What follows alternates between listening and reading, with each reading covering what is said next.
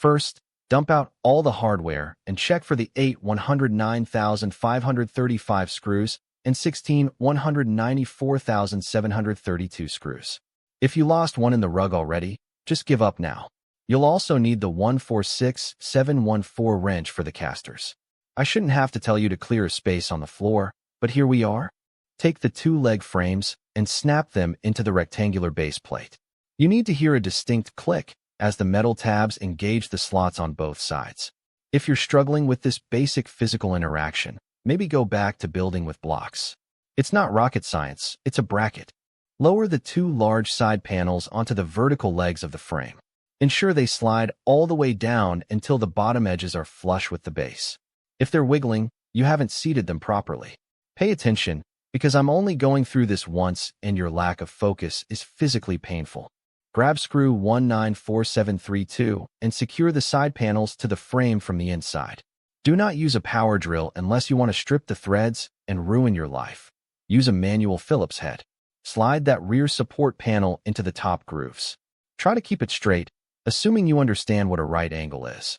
Install the front crossbar by lining up the pre-drilled holes with the tabs on the side panels. Use two 123,502 screws to lock it into place. Ensure the lip of the bar is facing inward to support the top panel. It's terrifying how much I have to explain about simple orientation to a grown adult. Slide the final upper support panel into the top rear of the unit. You need to secure it with two more 123,502 screws into the side frames. If the holes don't line up, it's because you didn't square the frame in step 3. Go back and fix it or live with a crooked cabinet. Grab the 151,128 drawer runners for the left side. Line up the holes in the runner with the vertical support rail and drive in two 112,581 screws. The runner must be perfectly level and the hook and needs to be at the rear. If it's upside down, you're officially a lost cause in the trades. Now do the exact same thing on the right side using part 151127. Mirror the orientation of the left side perfectly. If I see one side higher than the other, I'm leaving. Use the 112,581 screws and tighten them until they're snug, but don't go gorilla on them and snap the heads off. Flip the entire unit onto its head like a turtle. Screw the 4 base plates in with 123,502 screws. Then, thread the 4 195,274 casters into the holes, and use that 146714 wrench to tighten the nuts. If you leave these loose, your drawers will wobble like a drunk on a Friday night. Slide the back panel down through the side tracks. Once it's fully seated, push the 4 115,447 plastic clips into the pre-drilled holes on the side panels to lock the back in place. They should pop right in. If you break a fingernail, don't come crying to me. Wear some work gloves next time. Take the large drawer frame and fold the sides up at 90-degree angles. You'll see the metal tabs that need to slot into the base. Make sure the side with the handle holes is facing forward. I've seen toddlers with better spatial awareness than some of the people who buy these kits. Slide the drawer bottom panel into the grooves of the frame. Once it's in, take your screwdriver and bend those 6 metal tabs inward to lock the bottom plate to the sides. If you don't bend them all the way, the bottom will fall out the first time you put a file in it.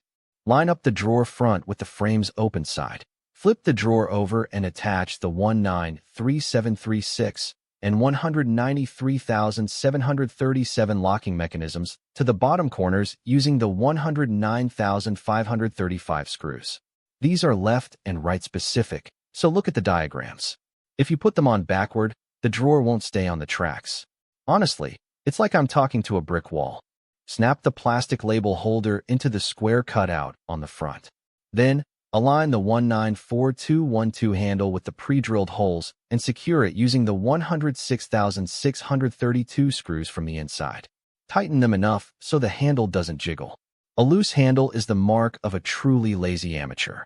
Drop the drawer divider into the slots on the side panels. Finally, screw the small anti-tip wheel onto the bottom center of the drawer front using the 123,502 screw. This prevents the unit from tipping over when you overstuff it with things you don't need. Safety first, though I doubt you care. Repeat the folding process for the smaller upper drawer frame. Bend the sides up 90 degrees and ensure the tabs are locked in. I shouldn't have to explain this again, but repetition is the only way some people learn. Keep the handle holes facing the front, for the love of all that is holy. Slide the smaller bottom panel into the grooves and bend the 4 locking tabs flat against the frame. Use the tip of your screwdriver so you don't mangle your fingers. If the panel isn't sliding in, it's because you bent the frame. Straighten it out and try being gentle for once. Attach the upper drawer front using 4 194,732 screws. Just like before, line them up and hand tighten. If you use a drill here, you'll blow right through the metal. It's a precision instrument, not a construction site. Try to show a little respect for the materials, please. Install the upper locking mechanisms with 109,535 screws. Again, verify the orientation matches the diagram for parts 193736 and 193737.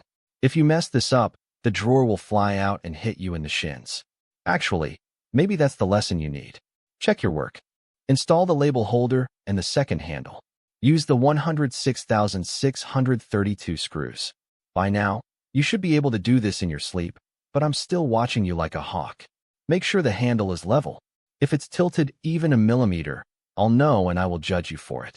Slide the drawers onto the runners until they click into the locking mechanisms. Use the thumb wheels on the locks to adjust the height if the drawer fronts aren't lining up perfectly. There, it's done. Try not to break it within the first week.